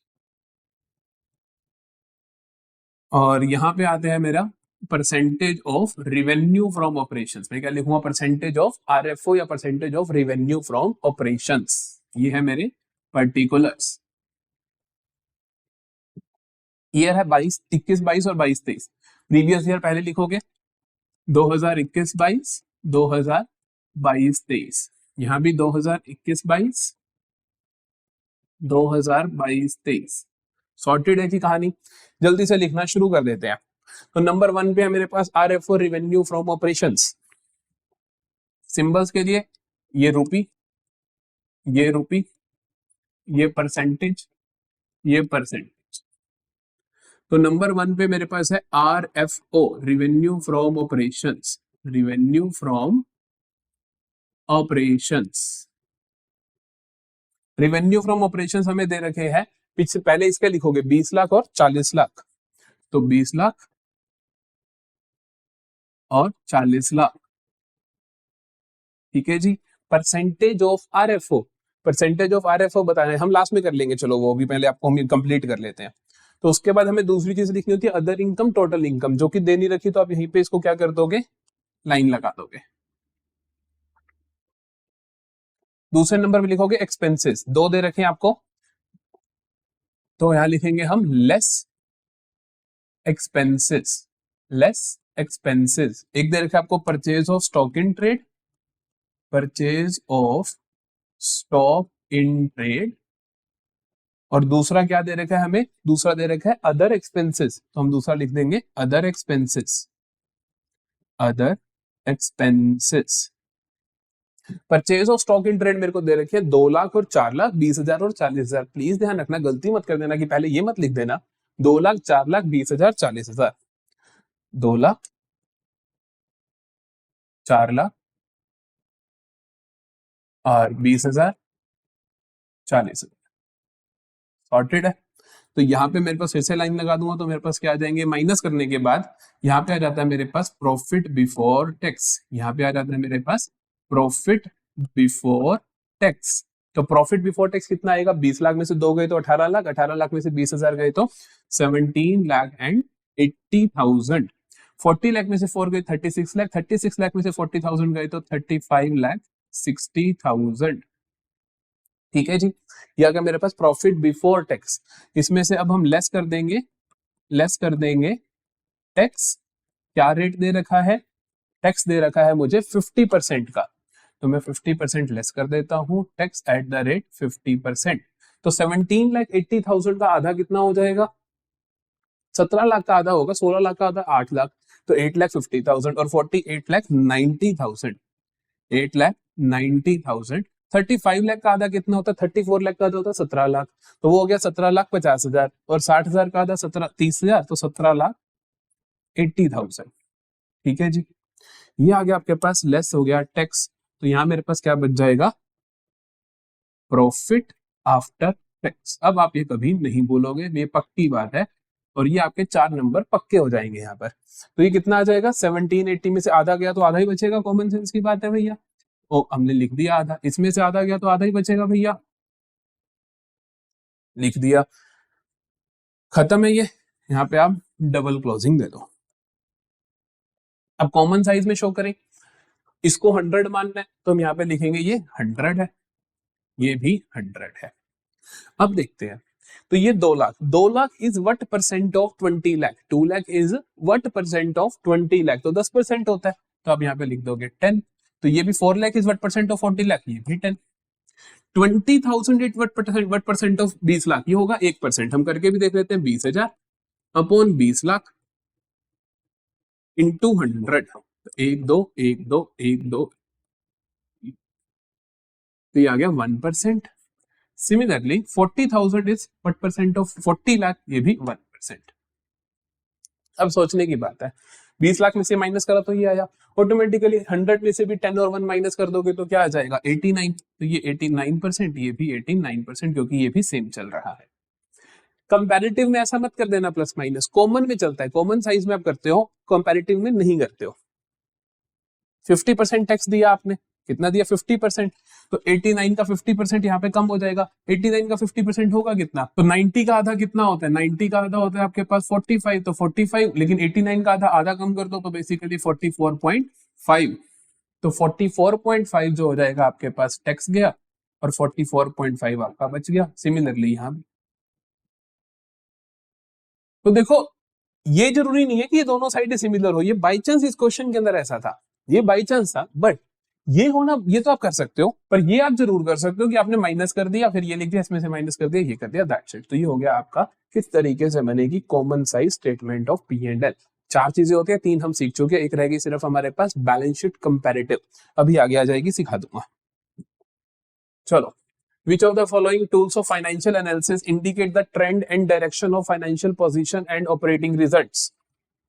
क्या कहता है कि which of the following tools of analysis of financial statement indicate the trend and direction of financial position and operating results? कि इनमें से कौन हमें बताता है किसका trend and direction of financial position की, फाइनेंशियल पोजीशन का मतलब होता है बैलेंस शीट की, क्या ट्रेंड चल रहे हैं। तो हमारे पास ऑप्शन क्या है, ऑप्शन है कंपैरेटिव स्टेटमेंट हमें बताती है, या कॉमन साइज बताती है, या कैश फ्लो, या रेशो। देखो, रेशो एनालिसिस आपको बताता है बेसिकली अर्थमेटिक, अर्थमेटिक कुछ लिखा हो कि अर्थमेटिक रिलेशनशिप, तब आपके पास आएगा ये, अगर अर्थमेटिक रिलेशनशिप लिख दे तब आएगा आपके पास ये। Cash flow statement, cash flow statement आपको क्या बताती है, कैश फ्लो स्टेटमेंट बताती है कैश का लेना देना, तो इसीलिए ये भी नहीं हो सकता, क्योंकि इसके अंदर तो कैश का फ्लो बताती है सिर्फ, तो ट्रेंड और डायरेक्शन तो बता नहीं सकती फाइनेंशियल पोजीशन का। कॉमन साइज, कॉमन साइज हमें ट्रेंड नहीं बताती, ट्रेंड पता चलता है कि पिछले साल क्या था और इस साल क्या है, तो हमें of course common size statement तो बताएगी कि कॉमन साइज स्टेटमेंट बताती है कि किसी पर्टिकुलर ईयर के सारी चीजों के बीच में रिलेशन क्या है, तो कॉमन साइज भी नहीं हो सकता, तो इसका आंसर आएगा मेरे पास क्या, कंपैरेटिव स्टेटमेंट्स। कंपैरेटिव स्टेटमेंट्स होती हैं जो मुझे क्या बताती हैं कि ट्रेंड क्या है या डायरेक्शन, मतलब कि ट्रेंड, जैसे हमने देखा था ना कि पिछले साल ये था, इतने साल ये है, तो इतना डिफरेंस आ गया, 33% हमारा प्रॉफिट रिड्यूस हो गया, तो ट्रेंड कौन बताता है मेरे को, कंपैरेटिव स्टेटमेंट्स। अगला देखते हैं, क्लासिफाई द फॉलोइंग आइटम्स करें। माइनिंग राइट्स हम पहले कर चुके हैं, लूज टूल्स हम पहले कर चुके हैं, इनकम रिसीव्ड इन एडवांस देखते हैं। तो एडवांस इनकम होती है जी मेरी करंट लायबिलिटी, एक्रूड इनकम होती है करंट एसेट, एडवांस इनकम होती है करंट लायबिलिटी, और इसका जो सबहेड होता है वो क्या होगा, अदर करंट लायबिलिटी, क्योंकि करंट लायबिलिटी के सबहेड्स मैंने याद करवाए थे तुम्हें, क्या याद करवाए थे, BPTO, बी से बोरोइंग, P से प्रोविजन, T से ट्रेड पेबल्स और O से अदर्स, तो ये आएगा अदर्स के अंदर। अगला देखते हैं, so following is the from the following balance sheet of Hina limited, क्या बनाना है अपने को, कंपैरेटिव बैलेंस शीट, बोला था ना कंपैरेटिव रह गया, वो भी करवा दूंगा, वो आ गया है टाइम। कंपैरेटिव बैलेंस शीट बहुत आसान है, कंपैरेटिव स्टेटमेंट्स आपको पता ही है कैसे बनती है, हम पहले लिख देते हैं प्रीवियस ईयर, फिर लिख देते हैं करंट ईयर, फिर लिख देते हैं एब्सोल्यूट चेंज, फिर लिख देते हैं परसेंटेज चेंज, और फॉर्मूला जरूर लिखना होता है कंपैरेटिव में।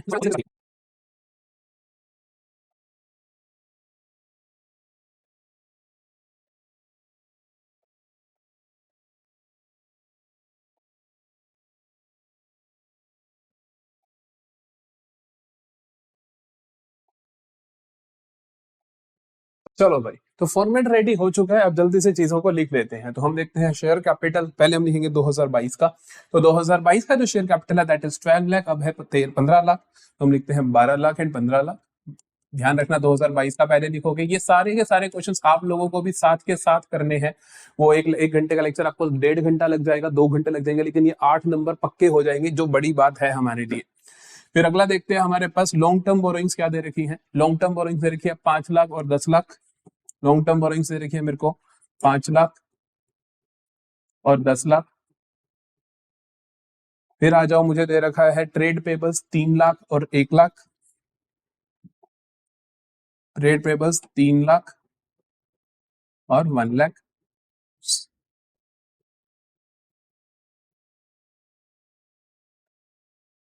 टोटल हो जाएगा जी 20 लाख और 26 लाख। तो ये आया मेरे पास, टोटल हो गया 20 लाख और 26 लाख। फिर आ जाओ आप, आपको दे रखी है पीपीई एंड इंटेंजिबल एसेट्स की डिटेल्स में 15 लाख और 20 लाख।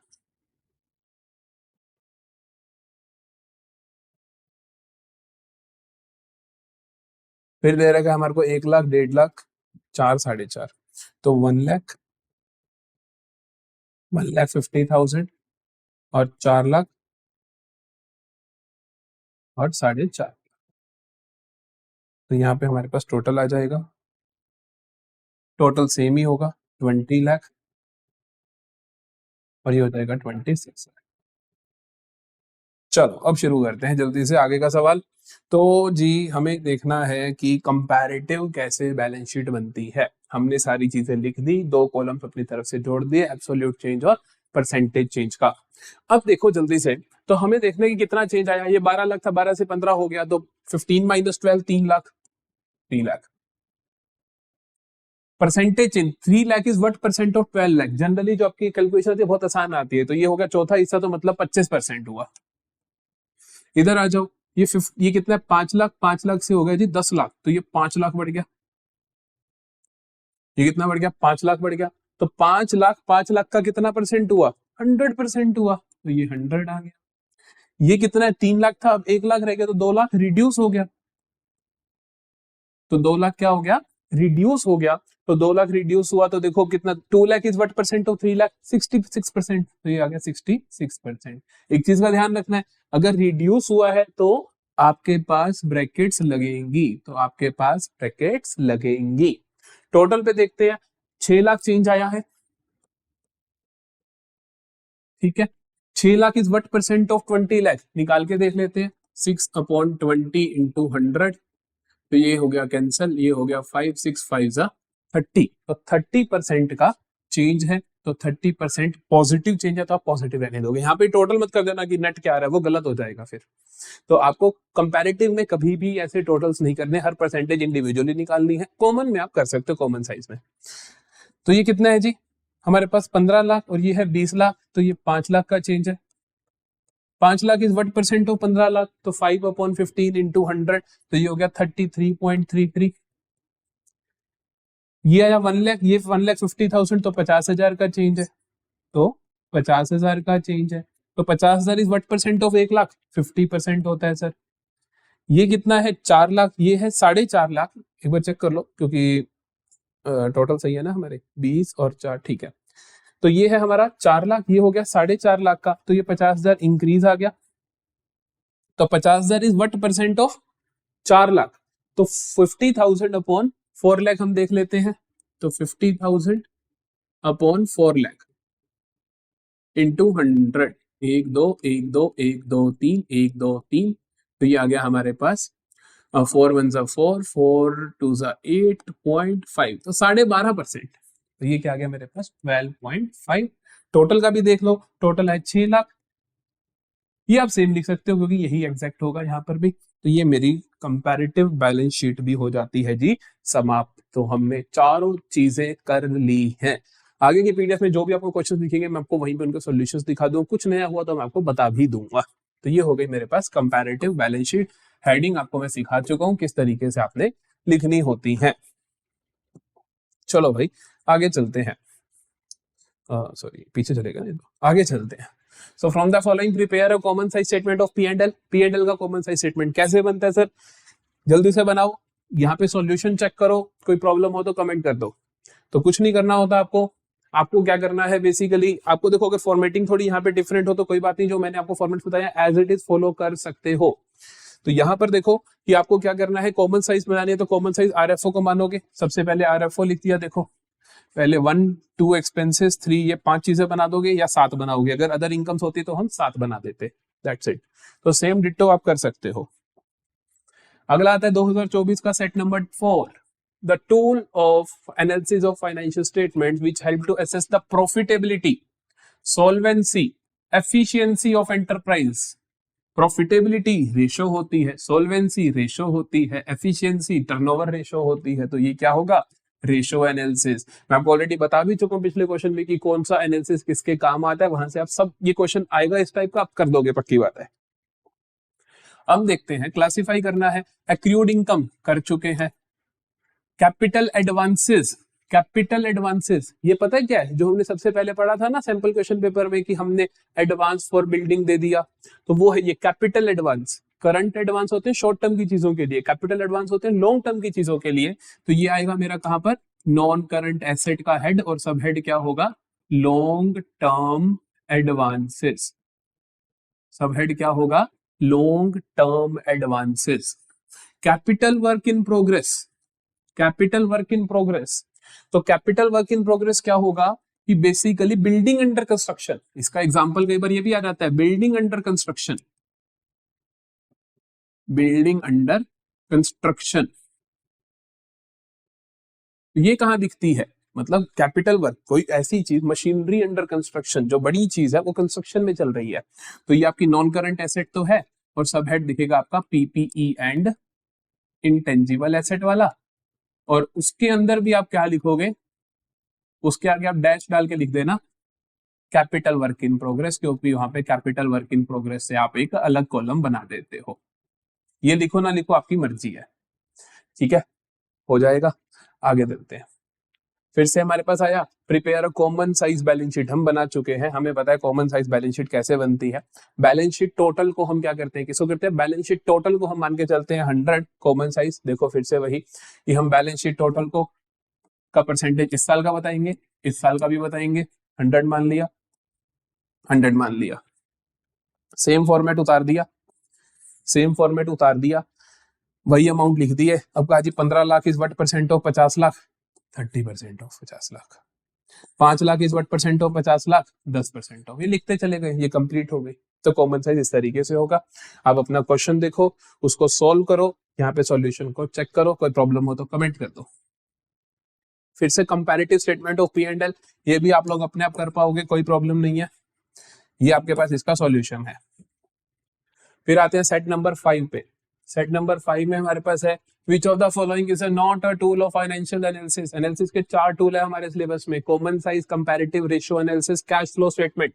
अब देख लो कौन सा फालतू का दिया गया है, कंपैरेटिव होता है, रेशियो होता है, कैश फ्लो होता है, statement of P and L नहीं होता। ये फाइनेंशियल स्टेटमेंट होती है, statement of profit and loss, और दूसरी चीज हमारे पास जो आती है बैलेंस शीट। ये दोनों चीजें क्या होती है, फाइनेंशियल स्टेटमेंट्स है, ये टूल्स ऑफ एनालिसिस नहीं है। फिर से आया heads, stores and spares. Loose tools मैंने आपको बताया है, पहले लूज टूल्स आपको बताया है। लूज टूल्स के साथ ही आपको बोला था इन्वेंट्री के अंदर 3 अलग चीजें होती हैं, loose tools, stores and spares. तो ये कहां जाएगा, करंट एसेट और इन्वेंट्री में, करंट एसेट और इन्वेंट्री में। कॉल्स इन एडवांस हम पहले कर चुके हैं, इनकम रिसीव्ड इन एडवांस हम पहले कर चुके हैं। आगे चलते हैं, फिर से हमारे पास एक और क्वेश्चन, कंपैरेटिव स्टेटमेंट। अभी तक आपका बहुत अच्छे से हो गया होगा, अगर फिर भी डाउट हो तो एक आधा क्वेश्चन और करके देखो। ये रहा क्वेश्चन, ये रहा सॉल्यूशन, और ये सॉल्यूशन आपको एज इट इज हम टेलीग्राम ग्रुप में भी शेयर कर देंगे। कॉमन साइज स्टेटमेंट, इसका सॉल्यूशन ऑलरेडी मैं करवा चुका हूं, common size statement of P and L, तो हो जाएगा ये भी। अब आते हैं 2023 के सेट पे। 2024 के 5 सेट खत्म हो चुके हैं, 2024 के 5 सेट खत्म हो चुके हैं। 2023 के पहले सेट पे देखते हैं, विच of the following is a tool of finance analysis of financial statement. Cash flow होता है सर जी, स्टेटमेंट नहीं होती जी, नोट्स ऑफ अकाउंट्स नहीं होते जी, बैलेंस शीट नहीं होती जी, सिर्फ कैश फ्लो। तो फर्स्ट वाला ए ऑप्शन करेक्ट है। अगला सवाल, फिर से हेड और सब हेड लिख दीजिए। लाइसेंसेस एंड फ्रेंचाइजी, ये होते हैं माइनिंग राइट्स की तरह, एक तरीके से ये होते हैं माइनिंग राइट्स की तरह। माइनिंग राइट्स हम टेंजिबल, बेसिकली वेस्टिंग एसेट्स होती हैं, वो तो हम पीपीई एंड इंटेंजिबल एसेट वाले हेड में लिखते हैं। लाइसेंस एंड फ्रेंचाइज ये भी वही है, लेकिन ये इंटेंजिबल एसेट मानी जाती है। तो आप इसे कहाँ लिखोगे? Non current asset, property, plant, equipment and intangible assets, इस हेड के अंडर आप, सब हेड के अंदर आप लिख दोगे। ठीक है जी, ये वर्ड जरूर लिखना है क्योंकि ये स्पेसिफिकली इंटेंजिबल एसेट्स ही है। लोन्स रीपेबल ऑन डिमांड, ऐसे लोन जो मेरे को रीपे करने पड़ेंगे डिमांड पे। हमने पहले भी एक क्वेश्चन किया था, bank loan repayable on demand, तो ये हो जाएगी मेरी करंट लायबिलिटी, क्योंकि मेरे को जैसे ही डिमांड मांगा उसी टाइम देना पड़ेगा, तो करंट लायबिलिटी। और ये हो गई शॉर्ट टर्म बोरोइंग, ये हो गई short term borrowing. Accrued income पहले से कर चुके हैं, क्या होती है? Current asset, other current asset होती है। It is a technique which involves regrouping of data, ये अब हमारे सिलेबस में नहीं है। बेसिकली मैं ऐसा कहूं कि जब 2023 का सिलेबस था तो वहां पे हमारे पास कॉमन साइज और कंपैरेटिव सिलेबस में नहीं थे, तो इसलिए रेशियो एनालिसिस का ही एक थ्योरी वाला क्वेश्चन भी आता था, तो वो अब नहीं आएगा, इसीलिए मैं आपको एक क्वेश्चन छुड़वा रहा हूं। तो थ्योरेटिकल क्वेश्चंस अब आपको नहीं पूछे जाएंगे। अगर आप प्रीवियस ईयर्स कर रहे हो, उसके अंदर हो सकता है थ्योरी क्वेश्चंस दिखा रहे हो, तो आपको उनकी प्रैक्टिस करने की कोई जरूरत नहीं है, क्योंकि वो नहीं आने वाला है। आगे चलते हैं सेट नंबर 2 पे। तो विच of the following is tool of analysis of financial statement, कितनी बार बताएं? रेशियो एनालिसिस होता है सर, ये नहीं होता, ये नहीं होता, ये नहीं होता। अगला देखते हैं, कहां कौन सी चीज आएगी? Bills receivable, bills receivable, bill जो आपने रिसीव करने हैं, तो बिल ऑफ एक्सचेंज जो हमें रिसीव करने हैं, करंट एसेट हुई। करंट एसेट के अंदर सब हेड क्या होगा? करंट एसेट के अंदर चीजें आती क्या क्या है? सोसाइटी, क्या क्या आती है? सोसाइटी। इसके अंदर टी से होता है आपके पास ट्रेड रिसीवेबल। ट्रेड रिसीवेबल में दो चीजें आती हैं, एक आते हैं डेटर्स और दूसरा आता है बिल्स रिसीवेबल, दूसरा आता है बिल्स रिसीवेबल। तो बिल रिसीवेबल कहाँ आएंगे आपके पास? करंट एसेट के अंदर, ट्रेड रिसीवेबल के सब हेड में। सब हेड गलत नहीं होना चाहिए, मार्किंग स्कीम में साफ साफ लिखा होता है आधा नंबर इसका, आधा इसका, एक आधा इसका, आधा, ऐसे 3 नंबर बनते हैं। सिक्योरिटी प्रीमियम रिजर्व कहाँ जाएगा? Share holders fund. Share holders fund के अंदर 3 चीजें होती हैं, संयम, 2 चीजें होती हैं, संयम सर, संयम एस से शेयर कैपिटल, एस आर से रिजर्व एंड सरप्लस, तो ये जाएगा रिजर्व एंड सरप्लस सब हेड के अंदर। कॉल्स इन एडवांस हम पहले से कर चुके हैं करंट लायबिलिटी की अदर करंट लायबिलिटीज में। फिर से थ्योरी क्वेश्चन, कोई जरूरत नहीं है करने की। विच of the following is a tool of analysis? Cash flow होता है, ये नहीं होता, ये नहीं होता, ये नहीं होता। Classify the following, mining rights हम पहले कर चुके हैं, इनकम रिसीव्ड इन एडवांस हम कर चुके हैं, कैपिटल वर्क इन प्रोग्रेस कर चुके हैं। तो मैं आपको दिखाना चाहता हूँ कितनी रिपीटेशन है। हमने अगर इतना कर लिया तो अभी का जो पेपर आया, जैसे 2023 का पेपर आया, क्या मेरे को कुछ करना पड़ा? कुछ नहीं करना पड़ा, क्योंकि रिपीटेशन इतनी है, जितना मैंने आपको करवा दिया इनफ है। ये आपको इसके बाद किताब भी नहीं खोलनी इस पर्टिकुलर टॉपिक के लिए, ये मेरी गारंटी है, क्वेश्चन यहीं से निकलेगा। Patents, non current asset, PPE and intangible asset, ये तो सबको पता होता है कि ये तो हमारी मेजर इंटेंजिबल एसेट है भाई, ये तो हमारी मेजर इंटेंजिबल एसेट है। Patent, goodwill, trademark, copyright, software, patent, goodwill, trademark, copyright, software, ये पांचों हमारी इंटेंजिबल एसेट होती हैं। कैपिटल वर्क इन प्रोग्रेस हमने कर लिया। अनपेड डिविडेंड, अनपेड डिविडेंड क्या होता है, कहां आता है? अनपेड डिविडेंड में आपको रेशियो एनालिसिस में बताया था मैंने आपको कि करंट लायबिलिटी के अंदर ध्यान रखना जो खास चीजें होती हैं, एक होता है कॉल्स इन एडवांस जो कई बार आ गया, और दूसरा मैंने आपको बताया था अनक्लेम्ड डिविडेंड, वो कई बार अनक्लेम्ड डिविडेंड भी लिख सकते हैं, अनक्लेम्ड आ जाए या अनपेड आ जाए, दोनों तरीके के डिविडेंड क्या होते हैं आपके? करंट लायबिलिटी आते हैं अदर करंट लायबिलिटीज के अंदर। आगे चलते हैं, थ्योरी का क्वेश्चन कोई जरूरत नहीं है। फिर which of the following are not tools of financial analysis, कौन से फाइनेंशियल एनालिसिस के टूल्स नहीं है? Income statement, statement of P&L को बोलते हैं, ये नहीं होता है। बैलेंस शीट नहीं होता है, ये होता है, ये नहीं होता। उसने पूछा कौन से नहीं होते हैं, नहीं होते सर सेकंड और थर्ड नहीं होते, ऑप्शन सी आ जाएगा, सेकंड और थर्ड नहीं होते हैं। आगे चलते हैं, हेड सब हेड, गुडविल, अभी आपको बताया मैंने इंटेंजिबल एसेट में goodwill, patent, copyright, trademark, software, 5 major intangible asset. License, franchise भी आ जाएंगे सॉफ्टवेयर के अंदर, एक तरीके से हम उसको सॉरी कॉपीराइट्स में कंसीडर कर लेते हैं। तो ये आएगा आपका non current asset, PPE and intangible asset, debenture redemption reserve, कोई भी रिजर्व आ जाए, कोई भी रिजर्व आ जाए, शेयर होल्डर्स फंड के अंदर रिजर्व एंड सरप्लस सब हेड में चला जाएगा, कोई भी रिजर्व आ जाए। लाइसेंस एंड फ्रेंचाइजी फिर से पूछ लिया, गुडविल सेम लिख दीजिएगा। अगला देखते हैं, थ्योरी है, वैसे भी रेशो का है, कोई दिक्कत नहीं है। चलो तो यहाँ पर हम आते हैं एंड पे। 2023 के भी सेट 3 के सारे क्वेश्चंस हमारे यहाँ पर खत्म होते हैं। So thank you for watching. अगर आपने लास्ट तक देखी है तो जरूर कमेंट सेक्शन में बताना कि आपको लेक्चर कैसा लगा, क्या आपको भी भरोसा आ रहा है कि हम कर सकते हैं। अगर 8 नंबर एक दिन में कर लिए तो सोचो हमारे पास 10 दिन में हम कितना कुछ कर सकते हैं, और फिर से अकाउंट्स का जो ब्रेक आएगा हम वहां भी बहुत कुछ कर पाएंगे। सो घबराना नहीं है, पूरे मोटिवेट रहकर अच्छे से पढ़ाई करनी है और सीरीज को फॉलो करो, रोज का काम रोज करो। आज का होमवर्क है आपके लिए, जितने भी क्वेश्चन जो मैंने नहीं करवाए वो भी अटेम्प्ट करो, जो मैंने करवाए हैं वो तो करने ही करने हैं। Thank you and bye bye.